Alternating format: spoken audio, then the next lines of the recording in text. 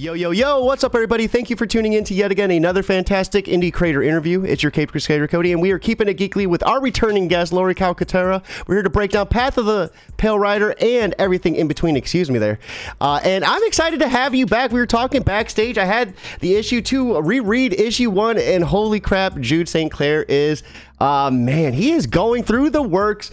And, shoo, holy crap. But how have you been since you last been on? Say again, have I been? Yeah, how have you been since you last been on? Freaking busy, man. But I mean, it's all good. It's all been like really good growth. I've, really grown in the community. I've met lots of people, done lots of like projects, stuff like that. I have my own show now on Tuesdays on the Comic Related Madness Network. So I host the Tuesday Morning Brew every week. So yeah, I've been around, and we got a successful Kickstarter under our belt. Now we're on to number 2. So we're just keeping on. It's what we do. That is so awesome. We were talking backstage too. I seen you working with 2 of my good friends, Brandon and Sam, as well. So I think that's awesome how a lot of the indie community is starting to work together, because I think that is like one of the most strategic ways to do this, right? Like your audiences are going to be like similar, so why not work together and kind of help each other like grow? Absolutely. And the guys are great. Like I call them the zombie bros. So it's Sam and Trey that are on Raise, and then Brandon, who's on Avalon, and there are other indie comic creators, and we're all in kind of like the zombie genre. They're all a little different, but it's nice because right now people are zombie genre as like jump the shark, like it's past, it's like Walking Dead is over, we're moving on people, but it's like everything kind of circles around. And if you get someone like the 3 of us, the 3 of our projects, it's the 4 of us actually, but when we start taking these genres and changing them and turning them into something new, it's like that's where the people will find the new sources of entertainment. We're not regurgitating another Resident Evil here. These are all original concepts, so that's where we should be going. Like zombies, people could say it's dead, but they keep coming back, right? Like they don't stay down. Yeah, I mean, it is what it evolves, just like anything else. Like vampires have been around forever, and it's like we've had vampire, like Dracula, we've had Twilight, we've had all sorts of scare, like Blade, different kinds. Vampires and different versions, exactly. You know what I mean? Same thing with zombies. We've had slow zombies, fast zombies, zombies that have feelings, zombies, that can learn. It just keeps evolving. So that's kind of where we're at, as we've taken zombie genre and turned it upside down and done something different with it. So give us a little recap, because what we'll do is we'll have the video play in a little clip, but give us a little bit of a recap of who you are and how you got into comics, and then after that, give us a little bit about Path of the Pale Rider as well. Absolutely. So Laurie Calcaterra again, everybody. I'm an indie comic writer creator. I also letter our series Path of the Pale Rider. I started writing. I came from a production company in Detroit where I was choreographing fight scenes, and I managed kind of like a fight team, and got into writing for that production company. Was writing web episodes. It didn't really take off because we moved to Texas from Michigan, so we went from Detroit to Dallas. And I had been writing in between, and that's where I came up with the idea for this comic. I wrote that script and had no freaking idea what to do with it. Some people read it and they were like, yeah, no, this is a comic book, which made perfect sense. I've been in comics for a long time, and so was my husband. So he was the one that was like, why don't we turn this into a comic? And I was like, I don't know, I didn't think of that. So just kind of started doing that in 2020. Like I wrote the script in 2018, finalized it in 2020, and then started creating Path of the Pale Rider. So Path of the Pale Rider is a world where the death process is broken. So your body can die, but your soul or your energy or whatever you want to call it, it doesn't leave your body when your body dies. So you get to hang out and enjoy your own decay phase. So your brain literally rots in your skull and you start going crazy because, of course, your brain isn't functioning, your body is rotting in front of you. So we have a whole population of people that are chaotic, forgetful, violent. It's just a whole lot of chaos that happens. And it just depends on how they die. They can die of cancer, they can die of getting hit by a car. It does not matter. Death has been broken. And it's not just people, it's animals, insects, fish. Nothing gets to leave. We're all stuck here together. So it creates all sorts of problems because we have overpopulation. We have this community where we don't know what to do with them. It's like, do you get to own property as undead? Do you get to drive a car? Do you get to vote? Do you have firearms? You know what I mean? And this population becomes more and more chaotic. So you get to deal with, you'll get to see the fall of society, riots, things on fire, like 1,001 conspiracy theories. And where issue number 1 starts, we are 10 years into that crisis, into that apocalypse, and things have basically devolved back to the Wild West. So Path of the Pale Rider is actually a Western apocalypse. We take a few different genres and kind of mush them all together, but it works.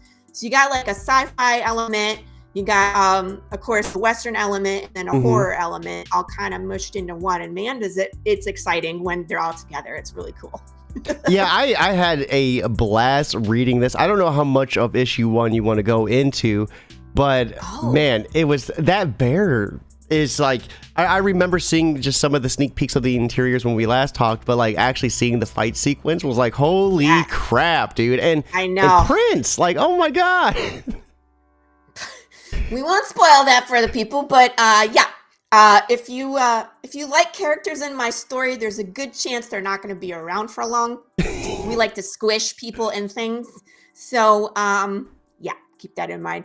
You know what? I actually have, I have a slide deck here. Let me take this one out. Here, yeah, let me go ahead. What we'll do is we can move to a different scene real quick, and we can pull up that slide deck as well. So if you are clicking around and you see this image, this is us. This is kind of like the icon for Path of the Pale Rider. It's this living versus death, light versus dark, the dichotomy of, good versus evil, something like that. So that kind of represents our story. But this is issue number 1. I'm going to go kind of quick just because this has already been out. So people, if you want to see more of this, it's on the Kickstarter. It's on my social media, so you can always find it. This is the cover that Cody has. I love that one. Yeah, this thing is gorgeous. I love this thing. Yeah. David Rodriguez is a great artist. And I utilize him for a variant cover and then for something else, which was extra, which is really cool. So you'll get to see that.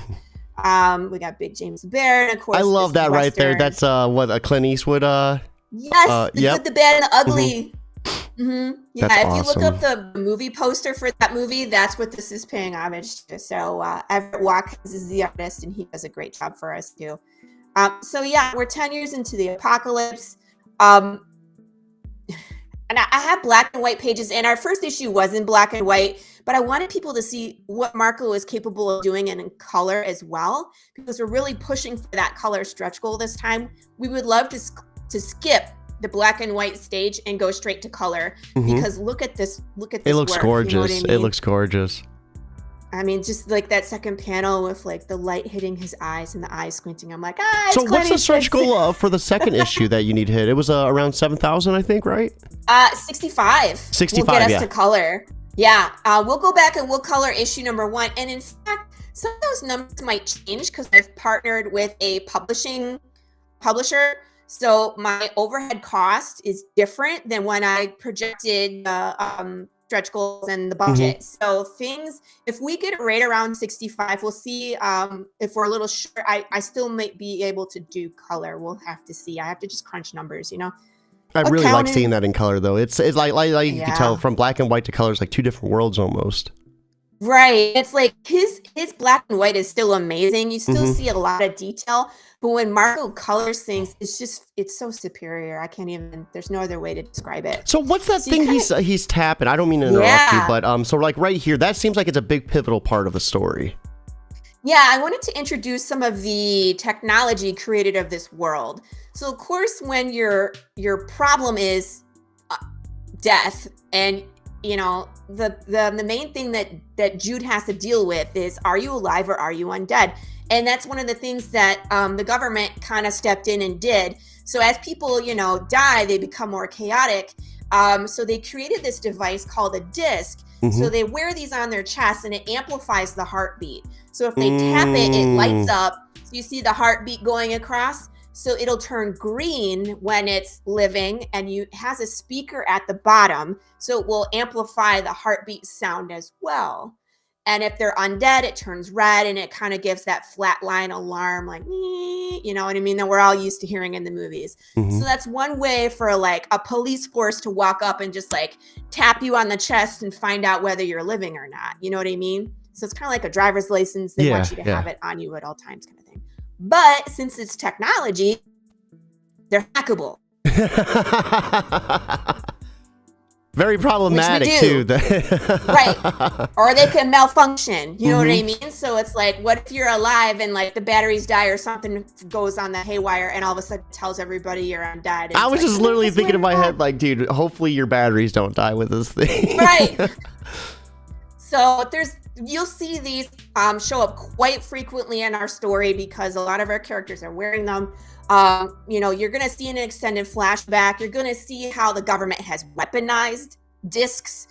There's all sorts of cool stuff, but I wanted you guys to see, like, this is an example of what Jude is concerned about. He comes across a kid. He basically puts a gun in his face, but he doesn't pull the trigger. He wants to know what he's dealing with. So hit your disc. I want to know, are you alive or undead? Because again, if you have a gun and you're going to shoot someone, if they're undead, it doesn't work. They're already dead. So putting a gun in an undead face isn't going to do anything. They're just going to laugh. You know what I mean? So that's, example of assessing the situation and what he has to deal with. And he lets the kid go. So this is really cool, actually. This is one of the backers from our first campaign. This is his son. Ooh, that's awesome.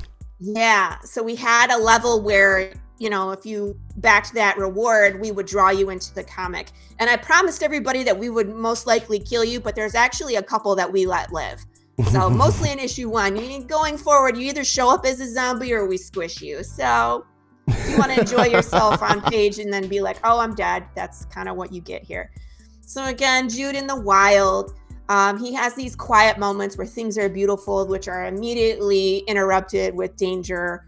There's no quiet time. He does not get a moment. It reminded me a lot of, I don't know if you've ever played The Last of Us, but yes, I got so, like, I felt like Jude St. Clair was like kind of like an embodiment of Joel almost, like just like kind of how he's always like just going through it, There's very little downtime for poor Jude, but that is what kind of lends to some of his poor decisions. You know what I mean? So if you're going all the time and you don't sleep, you're not making good decisions. Yeah. But we'll see what happens when you make a bad decision in this world. So again, there's a pack of wolves. You don't know if they're alive or undead, but they just come out of nowhere and he kind of scares them off. But he's ready to fight them and he calls them chicken shits when they take off. So, and then now he's tired, right? Because he's up all night. Both him and Prince, his horse, are tired. They come up to this family. This is where you get like most of the information from this issue, right?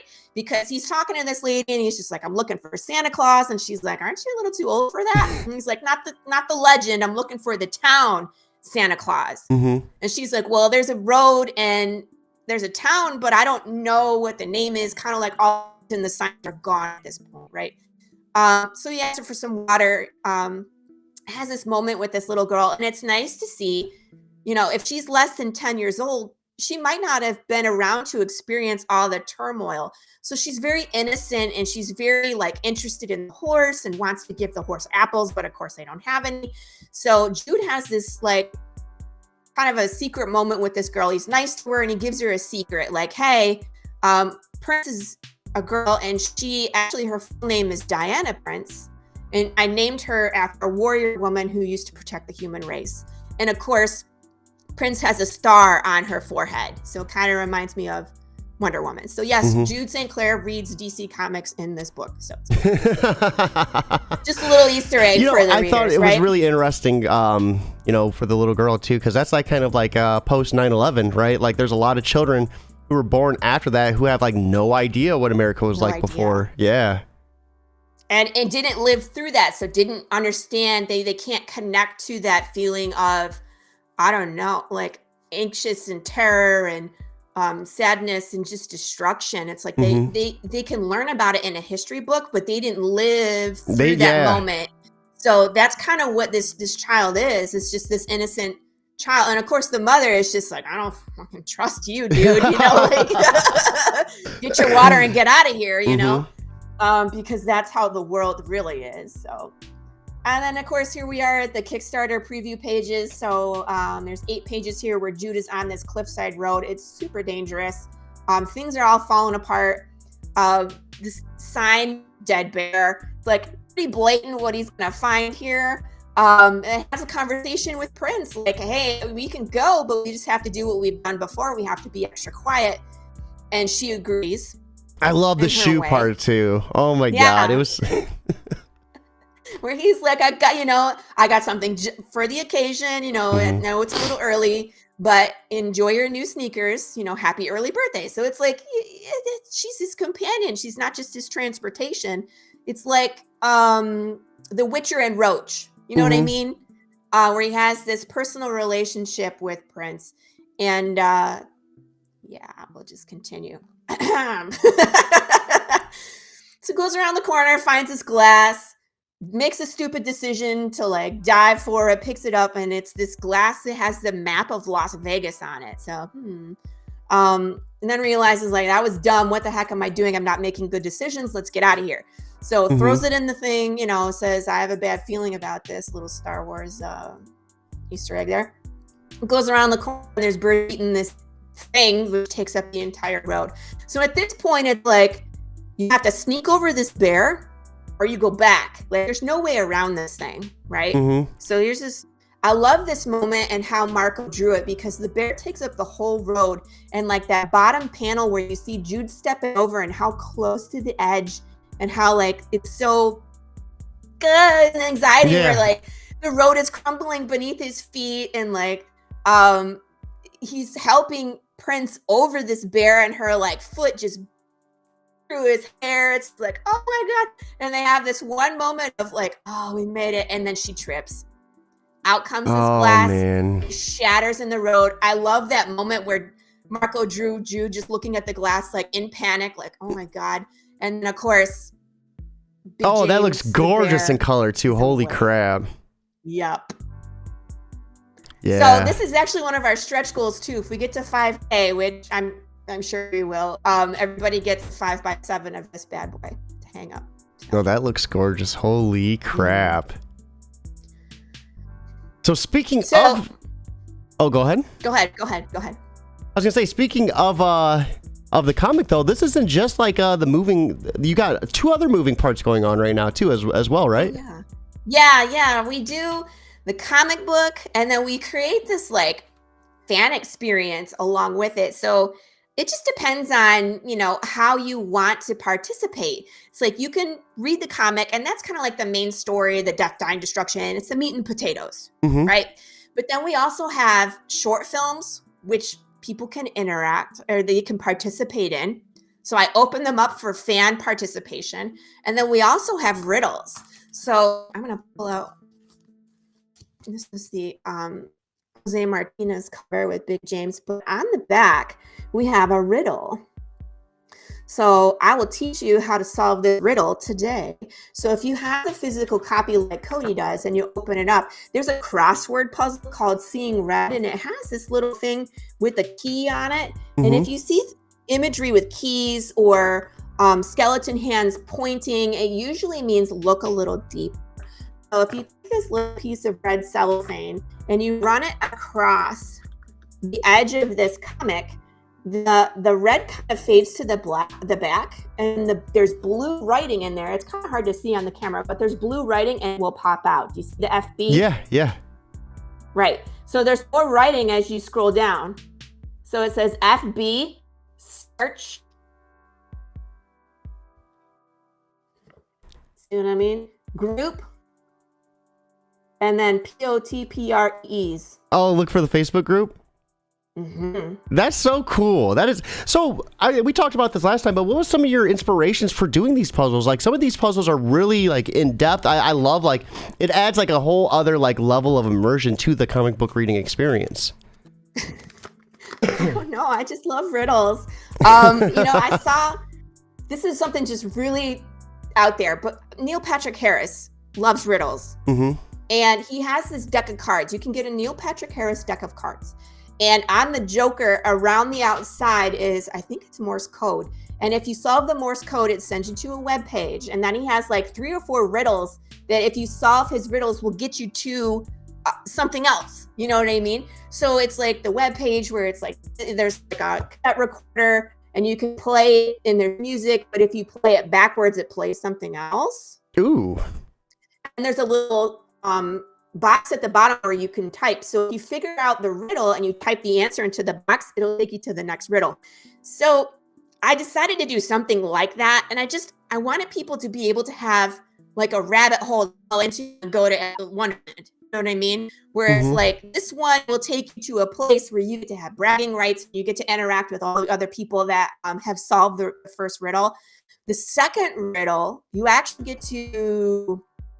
How do I want to put this? I don't want to spoil anything. When you solve the riddle, it will trigger something and you get to interact with one of the characters from the story. So like you were actually in the story. And I have plans for like phone numbers to call, web pages to hack, podcasts that are like fictional but based off of this world. So you're listening to things, additional content. Maybe you get to find a video where we show you how to hack a disc. You know what I mean? But like, it's real. You get to like be in the story and participate. I love that so much. Let me know if you need help with like the podcast side of things. I'd love to get involved on that. That sounds so cool. Well, I need voice actors is what I need. The idea I have is a podcast where it's like these 2 guys who are like, it's a buddy cop series where these 2 guys, there's in the story, eventually there's a police force called the Collectors. And their main job is to go around and find all these undead that are hiding, pick them up and take them to the undead retirement community. So it's a buddy cop situation where these guys are together all the time. But it's like what they're doing is actually just devastating to the people they're doing it to. But they are almost like, it's Tuesday. You know what I mean? So you get to hear some comedy. You get to hear, their point of view, and they just kind of go through the motions like they're picking up the groceries, but it's really they're tearing people out of their homes. They're separating loved ones. It's very devastating. So I like having some kind of level of drama to it. But if you want to be a voice actor, Cody, yes, I got you. Yes. I literally was about to put out a post like, hey, like I want to do voice acting for free. So that's like, hit me up, please. Because that's the only way to get into voice acting, right? Is you have to like build a portfolio. You have to do a bunch of projects. So, I mean... Hell yeah. I thought this was just going to be a podcast, but it looks like it's Hey, we're gonna work together. So I mean, but that's what this is all about. Half the time it's like meet the people, find out what other skills people have, and work together so that way we can all grow. So speaking of that though, let's talk what we're here to work about today. And that is Path of the Pale Rider issue number 2. We're here to talk about the Kickstarter. We got a little taste of issue 1. What can we expect in issue 2? I know there was talk of Santa Claus. Are we going to see Jude St. Clair go to the North Pole? Like, what's happening? Santa Claus is a town in Arizona. It's actually a real place, people. I would not have guessed. Exactly, there it is. But yeah, you're going to see Jude go to that town and interact with the people. And it's like, we saw him kind of in the wild and how dangerous it was. So now we're going to see him in a town full of people. And is it going to be more or less dangerous or the same amount of danger? We're going to find out. But, he kind of mentions a guy that he's looking for in issue 1 named Dwayne Fink. That apparently he has answers about what happened, what broke the death process. And he finds Dwayne, like right in the first 4 pages. So the preview pages, which are on the Kickstarter, which we'll look at, you can actually see who Dwayne Fink is. And of course, it's 100% not who Jude was expecting. And it brings a whole nother level of, oh crap, to the story, because here he's looking for this guy sees who he is, and it's like, okay, can we believe anything that this guy says? You know?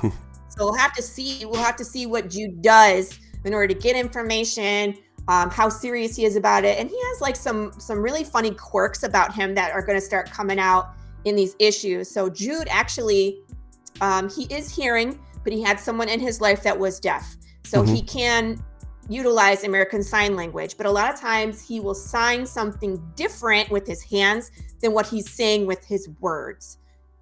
And 100% of the time he's swearing at people or calling them stupid. So it's crazy too. I had to learn sign language from my children because they were verbally delayed when they were starting out. And I didn't know this, but there's multiple forms of sign language as well. Yes. Like that blew my mind because I would be like, oh, I know a little sign language. Like, oh, well, you know the ASL. Like that's not the type I know. And I'm like, okay, well, I never would have guessed. Right. Or there's variations. So it's slight variations, which could be problematic because you think you're being polite and you're saying something that's actually offensive.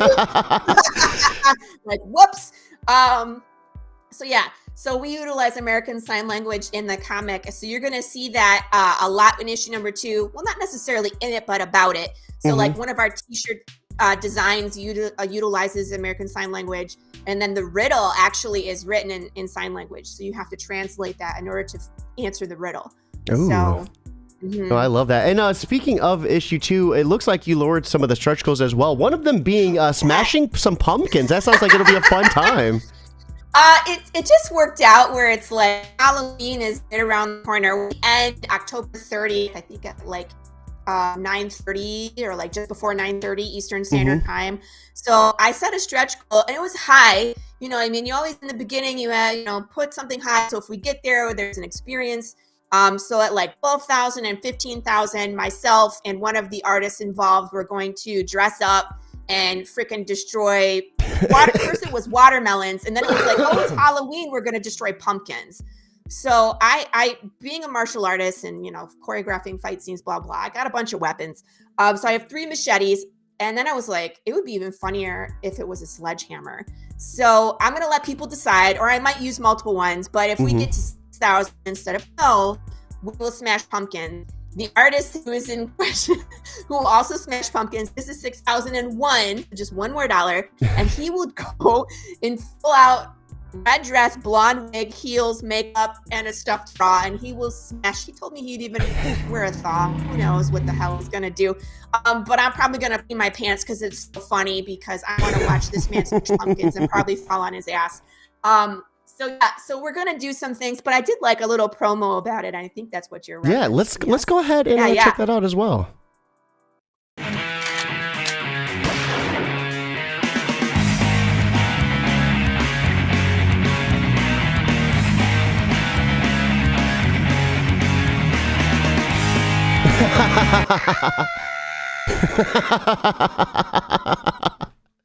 Oh, that was too good. That was too good. I love the. Fun. I never thought to really utilize. I have a green screen. I never thought to utilize it like that. That was really genius. Yeah, it's just something fun. Like we have a lot of shenanigans. Like if you people want to participate in the shenanigans, like the short films are so much fun.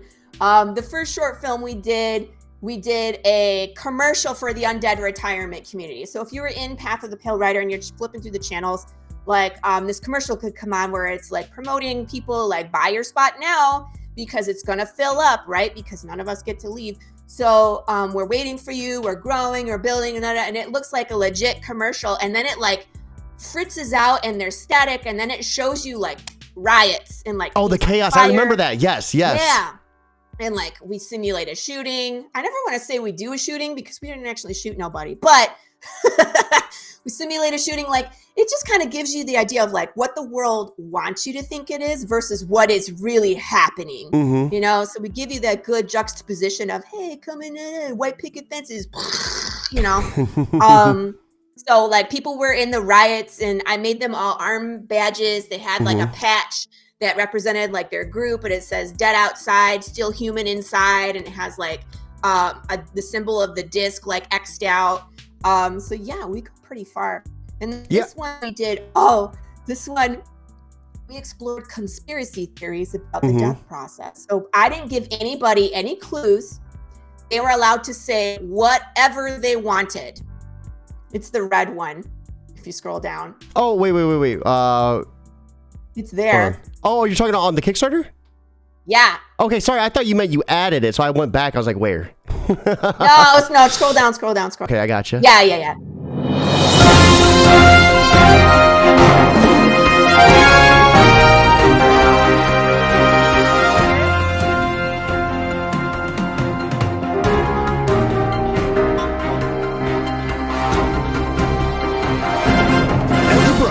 Good evening.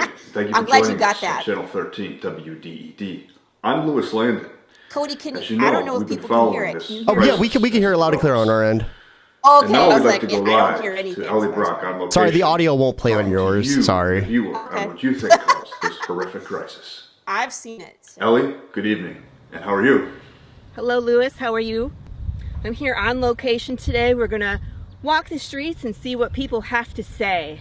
Hello. Thank you for joining me this afternoon. You got it. What do you think broke the I love that. The It's just so witches. silly. It's the People cat. got to say or act however they All want. right, is this like your neighbors? Some of them are my neighbors. That's some so of them awesome. People sent in. Where did they come from? outer Fans, space. you Why do you know, think the death friends, process is broken? whoever wanted to participate. I can tell you. Oh, there's That's Sam. Sam. It's that damn sugar.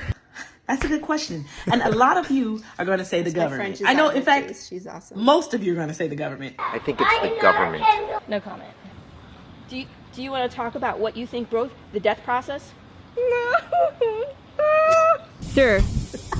Sir, do you have a second? I'd like to ask you a question. It has to be Anthony Fauci. None of this is the reason death was broken. I honestly think it's vaccines. What's causing the undead and what's causing the human form to turn into the undead. That's Chris and it's not Hayes. just He's death. If you part think of about it, this comics. makes sense. No comment. Wait, are you saying we can't die? I think it's the food that we eat.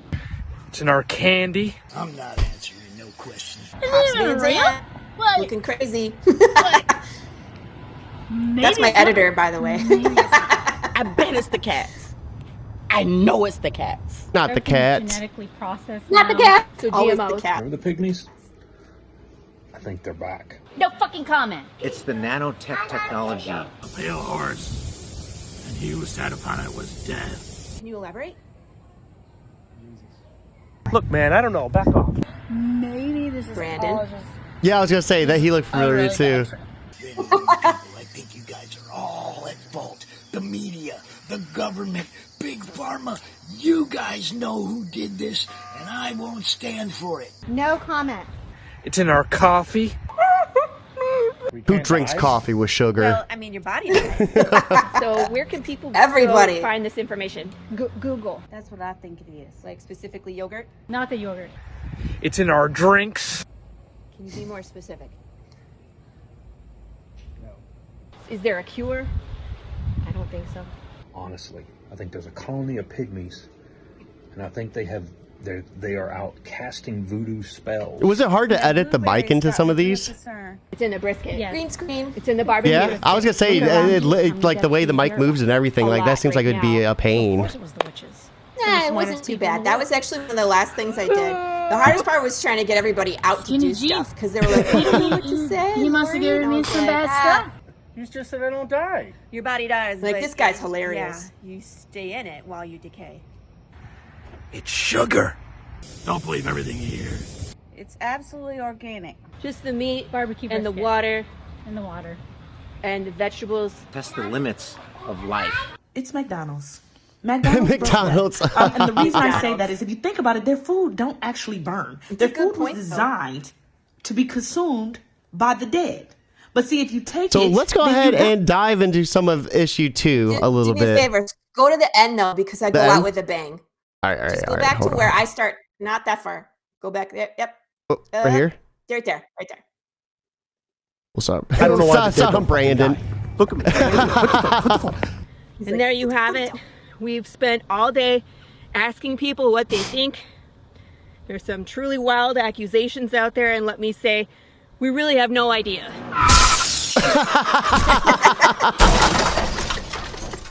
Go to commercial.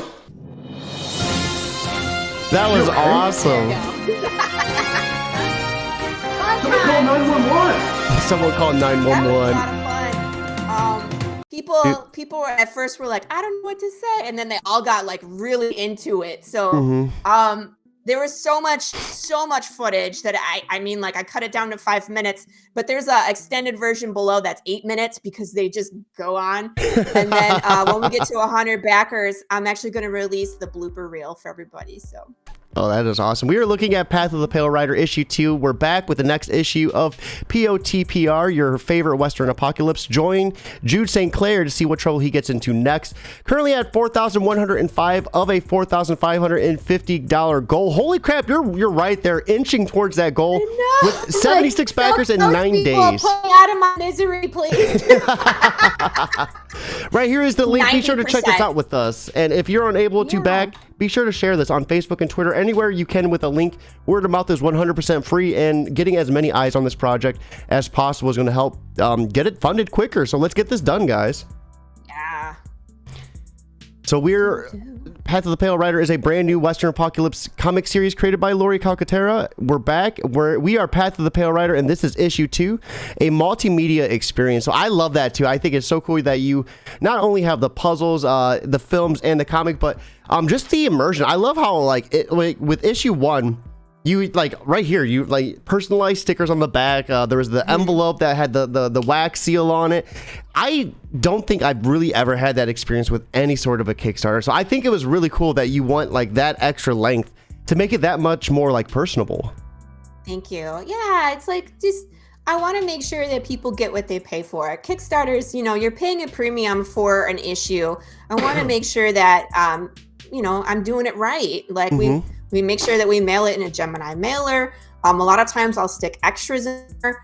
I have random stuff that I'll do extra, and I just kind of put them whatever. So you might get something extra from me. You never know. So there's so many things, there's so many comics out there. We want to make sure that we stand apart and that we can show you, what we're capable of.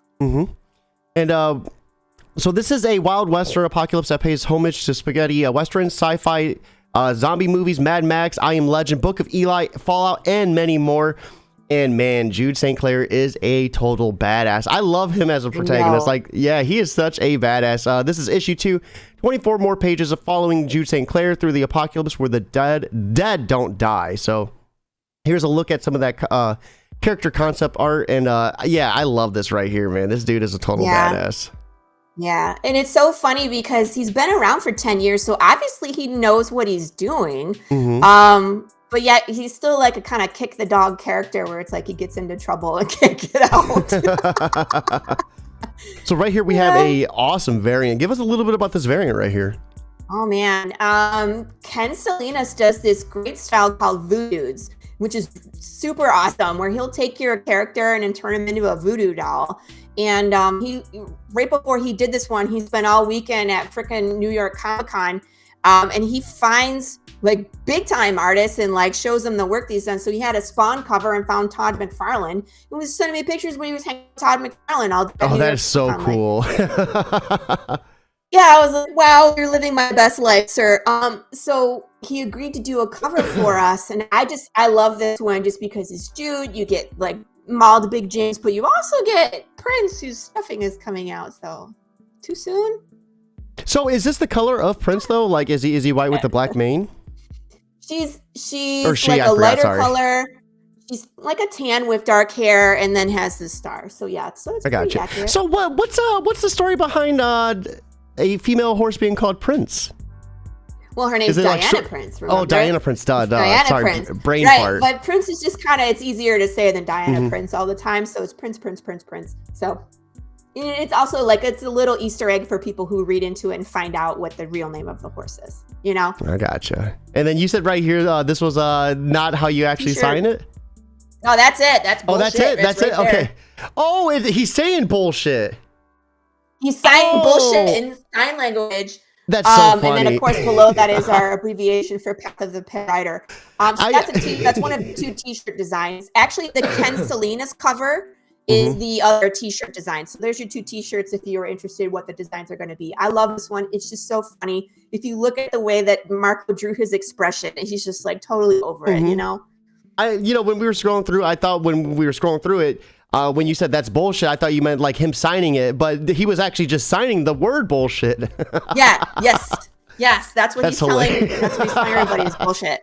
So that's why I had to do like the Ken Salinas t-shirt as well, because like for example, my buddy whose kid is drawn into the comic, he's in high school. He can't wear this to school. He gets sent home. So I had to make sure we had like a not suitable. This is the not suitable for work, church, whatever. But then we had the other cover. It's like, yeah, you could wear that one around. I don't think my mom wants to wear the ones with swear words on it. I'm just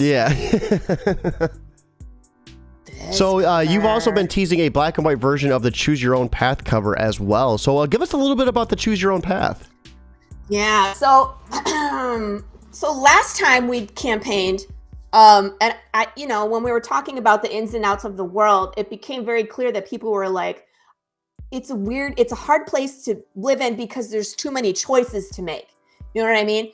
So a lot of people are asking me like, do you ever think about doing a choose your own adventure style book? And like after the 7th person, Cody, I was like, okay, I'm going to freaking do it, people. I'm going to do it. So I wrote a 60-page choose your own adventure book.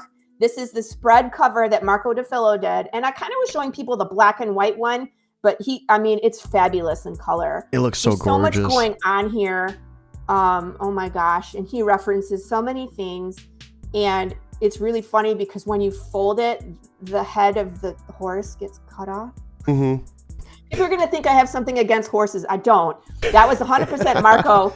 And I just thought it was funny. But yeah, so you get to put on the hat and the boots, and you get to run bounties in the wasteland. You get to see how long you would survive in this world. And it's really a lot of fun. I let people beta test the first half of the story. And then when everybody kind of gave me the same reaction, like, this is a lot of fun, can I play it again? And I was like, all right. So then I wrote a second half to it, and it's in the editing process right now. It's in the second draft. So it'll be finalized, of course, when we go to print. But it's just a fun thing, and another way to immerse yourself in that world. So, And then we already checked out this, but for anyone who is interested, once again, here is the link to the Kickstarter. Be sure to check it out there. And while you're there, back this awesome campaign. It's the day after New Comic Book Day. Treat yourself to Path of the Pale Rider issue number 2. So here's some of the interiors for issue 1. Just a little bit of a close-up. We kind of already went through these as well. But I cannot get over just the detail in these paneling. Yes. This is so gorgeous.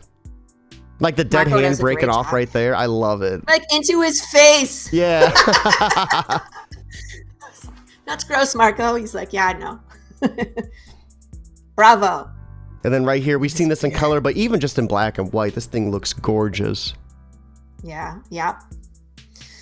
Big James, he's not nice. He's an apex predator, and he'll kill you. So issue 2, the first peek at issue 2. Here we have Jude. We also have the bear right there, but we have someone mysterious right here. Is this Dwayne? That's not Dwayne. That's somebody else. Oh. Which you'll meet in issue number 2. But it's fun because Marco's covers are usually like spoilers with no context. So he's telling you what's happening in issue 2 on this cover. But it's like you go read issue 2 and then you go back and be like, oh, now it makes sense. So that's, what I love about Marco's covers is there's so much meaning behind them. Well, now I'm looking at it and I'm like, okay, well, we don't know who this is, but there's a white beam, it looks like, going on his head. Like, now I'm like, is Jude going to save this guy? Like, what's going on? I think it's more the placement where he is because he's with the bear. Ooh, he's kind of like spliced into the bear. And what's the bear's name? Oh, James. Okay. I got you. So when you figure out who this character is, that's a huge indication of what's happening in this story. You got my gears turning there. Let's check out some of these interiors and see if maybe it paints a better picture for us. So here we have, is Jude? Yeah, is this Santa Claus right here? Yeah, he's going into Santa Claus. It does not look friendly, jolly. Yeah, I was going to say, it does not look jolly. No.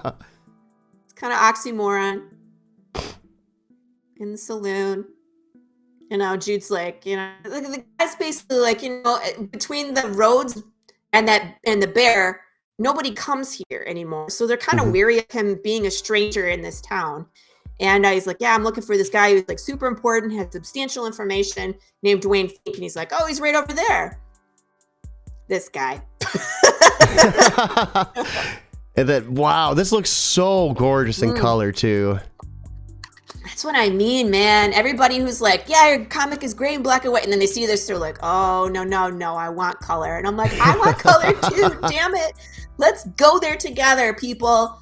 Let's let Marco color this bad boy. Love this drunk on the table pouring his pitcher of beer all over this dude's head.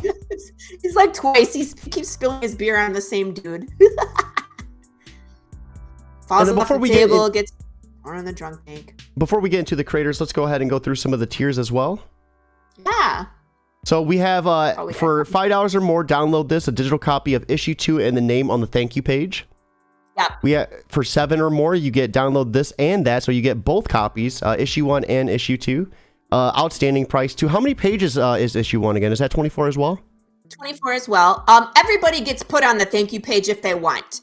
So I don't think I carried that down everywhere, but like I don't know if people saw what we did on issue number 1 with the thank you page. Cool. The thank you page is like front and center. It's like as soon as you open the book, and if you see these, there's like they're all names.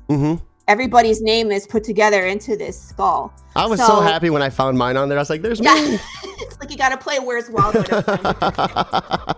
Just another level of fun. But I thought it was cool how you had the names in the shape of a skull too. A lot of them just have them listed. So I thought it was really cool that you made like a little symbol. Yeah, just something extra. You know what I mean? So we have at $8. Oh, go ahead. Yeah. Oh, I was just saying that was this and that. So at $8 or more, we have the zombie starter pack. So this will be a digital copy of issue 1, a digital copy of issue 1 of Rise, and then issue 1 of Avalon. So Sam and Brandon got in on this package. I think that's really cool.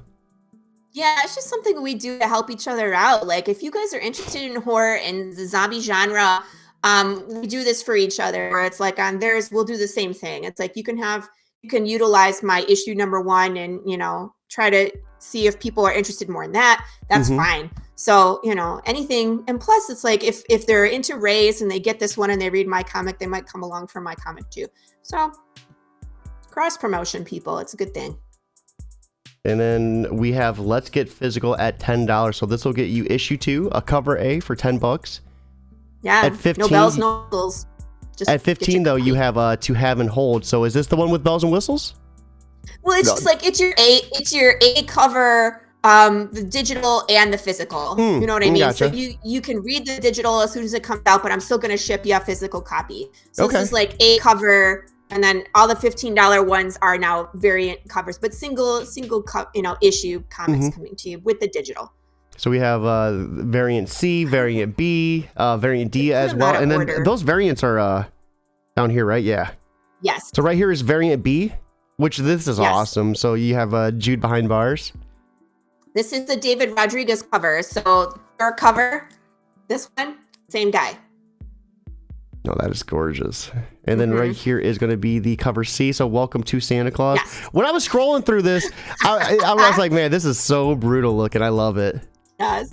Our Christmas cover, Cody. It's our Charlie Brown Christmas tree decorated with zombie parts. And what did Everett say? The guy up top of the tree, his name is David because he's a star. And then we have cover D. Is this taking place in this saloon then? Yeah, and that's actually going to be in color. Professor Richness has just been super busy. He has colored it. He just has to send me the file. Rich, if you're listening, send me the file. And then right here is cover E.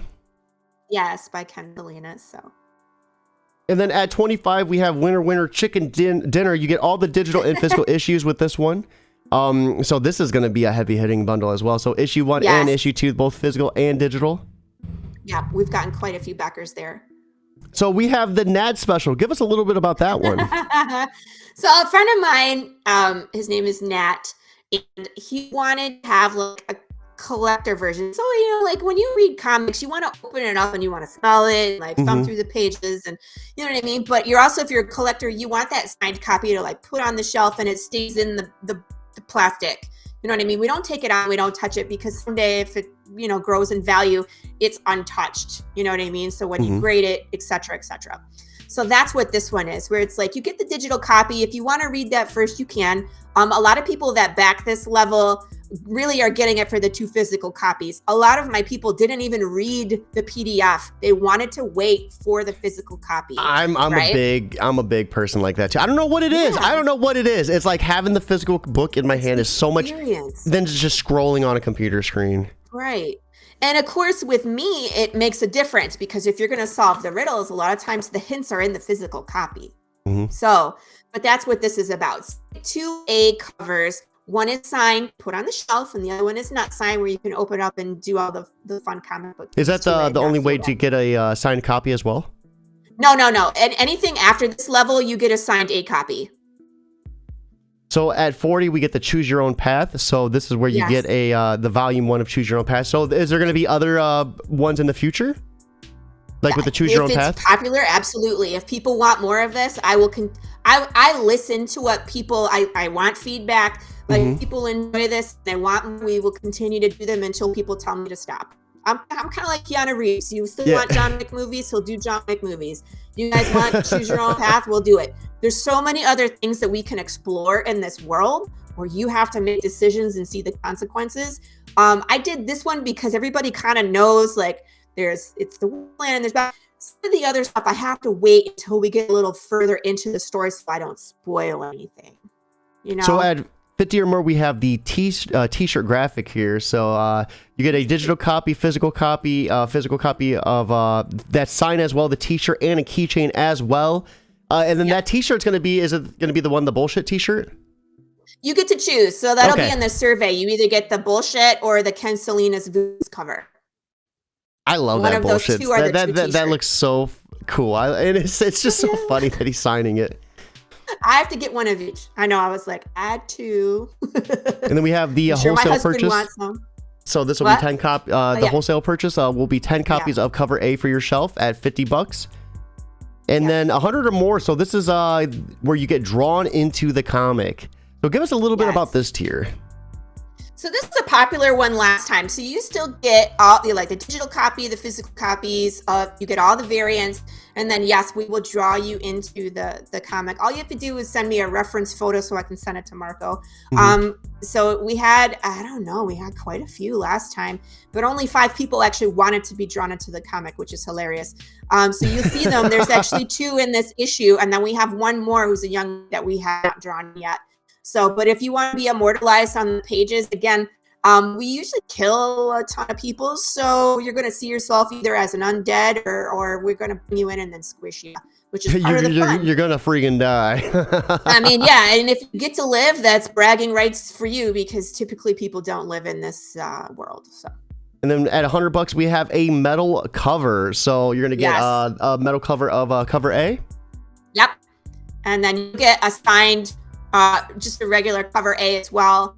And then the keychain. The keychains I'm actually making myself. I actually have a Bachelor of Fine Arts and I have a degree in jewelry and blacksmithing. It's like metalsmithing. So there are gonna be some nice aluminum backings with a piece of hand stamped leather with our logo on it. So you have a resume that is like just so impressive, like martial arts, coordinating like stunts and stuff, and then you're like, I do fine arts and jewelry on the side, like. Yep.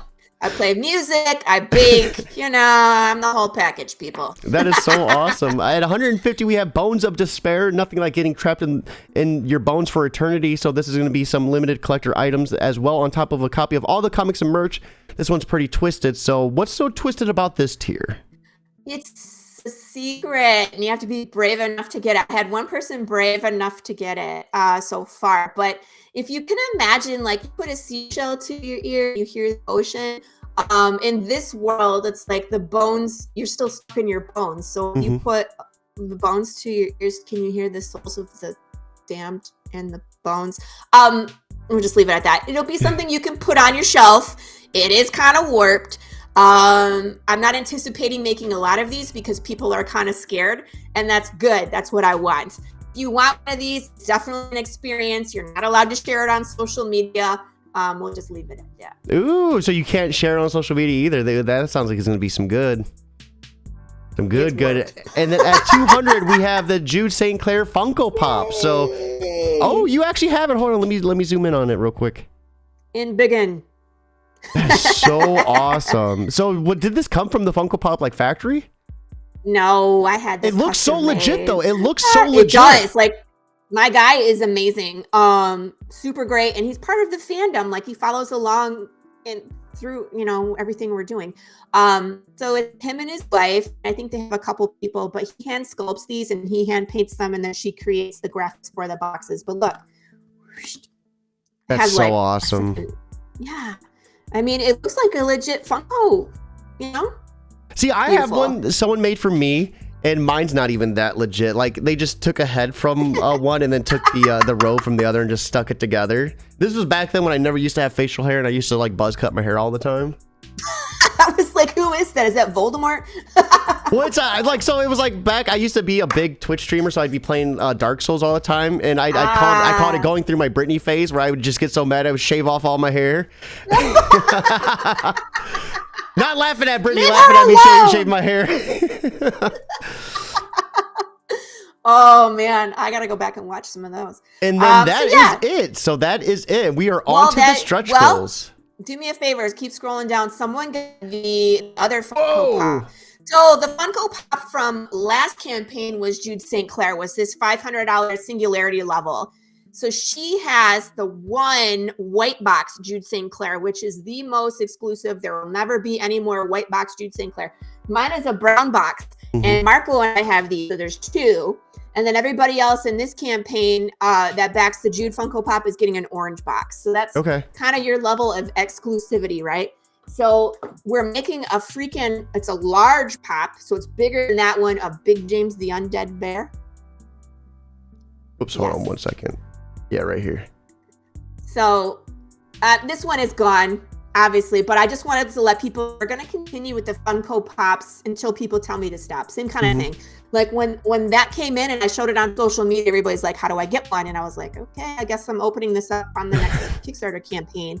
But it's going to be as exclusive as you guys want. We do max of 50, but I'm not ordering anything additional. So if you want a Funko Pop, you have to get it in the campaign because they're kind of pricey to make. My guy is not cheap because he does excellent work.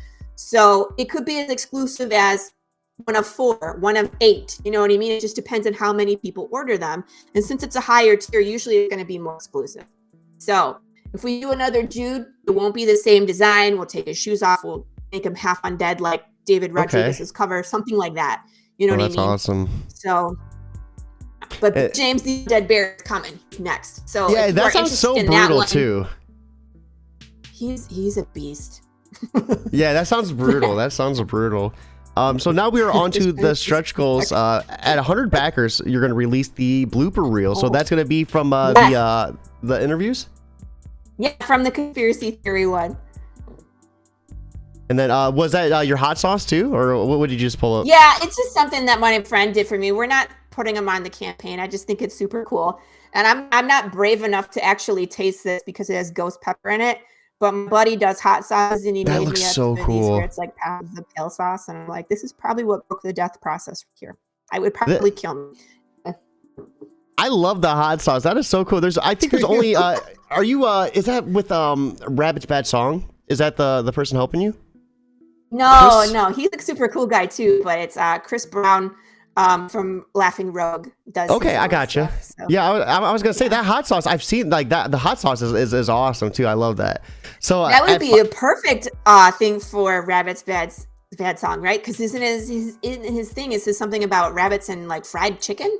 Yeah, and he does hot sauce too. I think you guys should do like a hot sauce cross promo. Yeah, he makes his own too. I think. Dang. I don't know. I've never made hot sauce. I'm not gonna do it. Sounds something I can't do, people. I will not make hot sauce. So we have at $5,000. You want more merch? I can make more merch. Colored 5x7 prints of Big James. This is so gorgeous. We have Jude St. Clair right here, wondering what's gonna go on behind him. Man, James is getting ready to rip him a new one. It looks like. Yeah, for everybody that's read issue 1, it's a bad day. They know it's a bad day. What happens? At 6,500 color issue 2. So to be clear, this Kickstarter will be fulfilled in color from the jump. No black and white release and re-release, just color. That's what we're shooting for, is a colored issue every time. So going forward, you're looking to have all the other issues be colored as well? Yeah, that's the hope. Hopefully we grow every time. It's hard in third quarter, so we'll see if we get there. But like I said, my budget is different than when I put this live, so we still could maybe do it if we don't get there. But let's get there, and then for sure I can do it. You know what I mean? Because look, it looks gorgeous in color too. Holy crap! Mm-hmm. So at 7,700, this is a big one. If we can raise this, Marco will go back in color issue 1. And we can re-release it on a limited run. Holy moly, let's get this done. So that's awesome as well. Not too much more. What, 1,200 more to get issue 1 color? That is awesome. Right, then, because honestly, we've done part of it already. So we had extra funds left over from the first campaign that we invested into the project, which is going back and coloring some pages. So. And then at 10,000 is a one-shot, The Skinner. This will cover the production of an 8-page one-shot that develops another side of the story. So for those of you who have read Choose Your Own Path book, you know The Skinner is one badass mother, with art produced by Alison McGlone. So that sounds awesome too. Yeah, Skinner is he's bad. He's a bad like if you get to choose your own adventure and you get to do the bunny against Skinner, good luck. And then we have some updated stretch goals as well. Yeah, and that's the pumpkin one. So myself and Professor Richness, those are both dropped to 6,000, and I think he said 6,001. It's pretty much the same thing. You know what I mean? So we'll smash pumpkins. We're gonna have fun.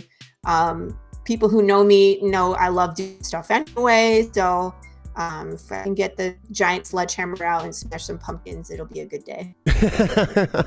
So you have 13 issues of material written and just waiting for production. That sounds like one hell of a ride. We're only on issue 2, so we're right in the beginning.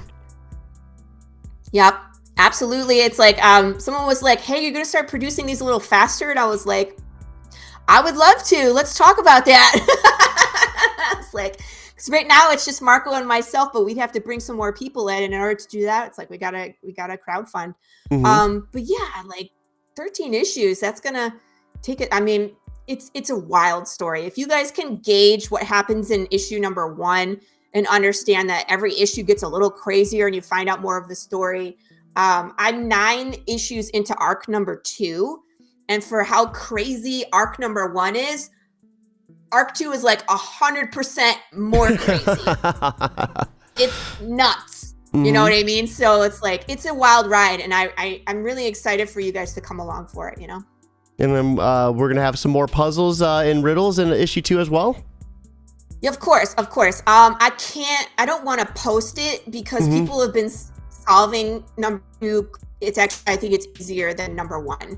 So, it had to wait. So where I wanted to post it, I kind of teased it on social media. Well, I'll put it up in like a live stream here, but then I'll take it down, because so people can't be like, hey, Laurie, I got the answer. Great. I can't do anything about it yet. You got to wait, So I want to wait, until issue number 2 is done. When the PDF goes out, then we can start participating in, the experience. So. No, I got you. So here is the Kickstarter. Real quick, after going through it, what would you like to say to anyone who's kind of on the fence about backing? If you just had a few seconds to kind of talk to them directly. This is a wild story. If you like any of those things we have mentioned, sci-fi, Western, horror, it's all in there. And I love throwing Easter eggs. I'm a giant nerd.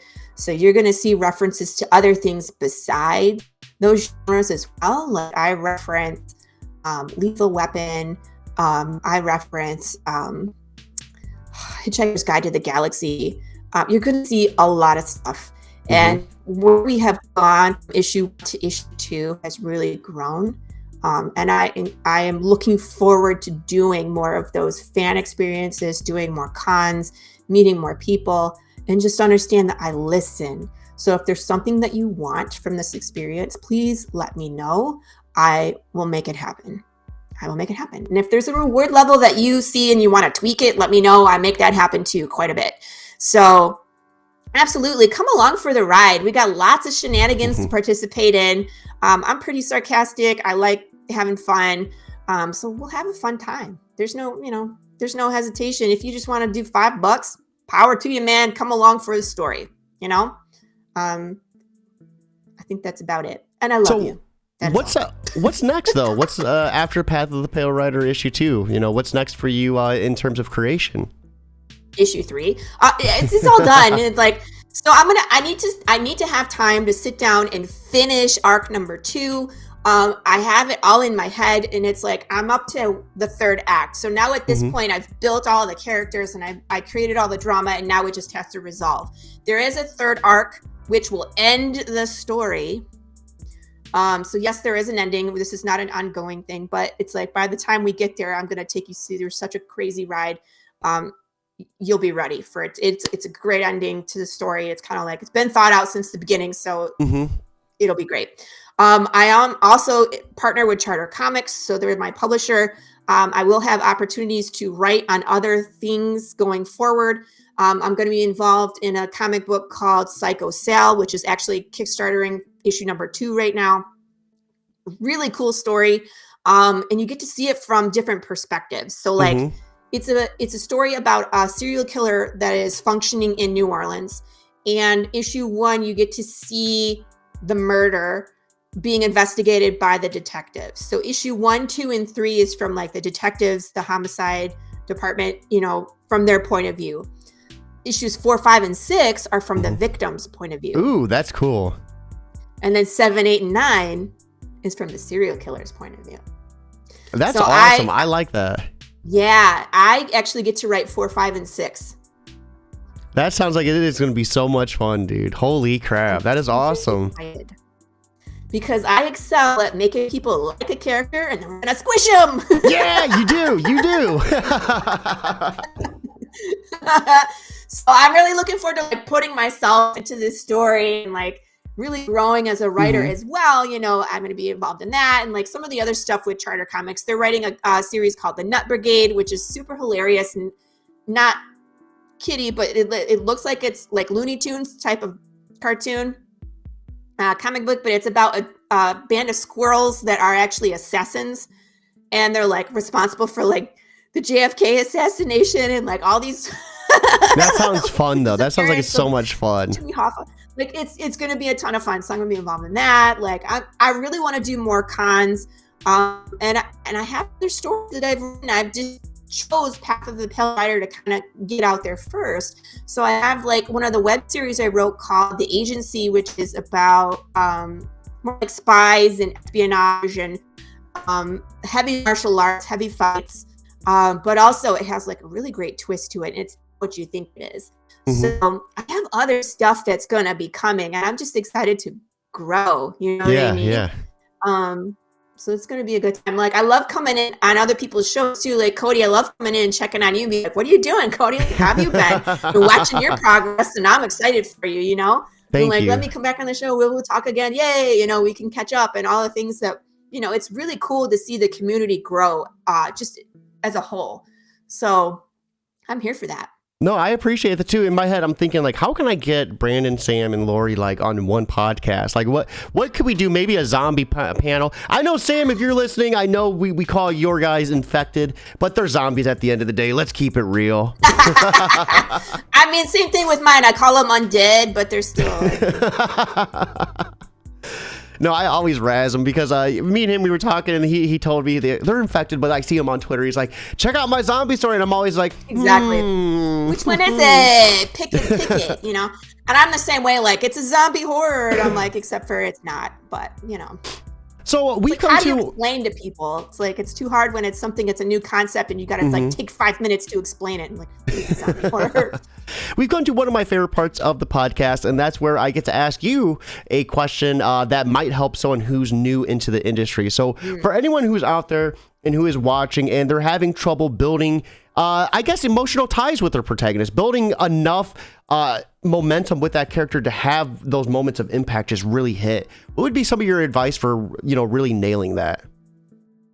My advice is when you are writing a character, when you want people to relate to that character, one, don't make them perfect because everybody has flaws.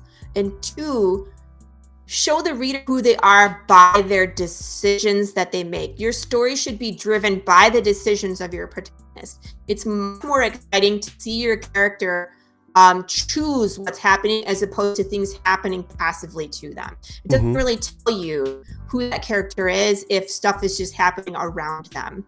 It's when Jude, I'm just going to use my character as an example. You know what I mean? Like we learn who Jude is in that first issue, like how he pulls a gun on a kid but doesn't pull the trigger.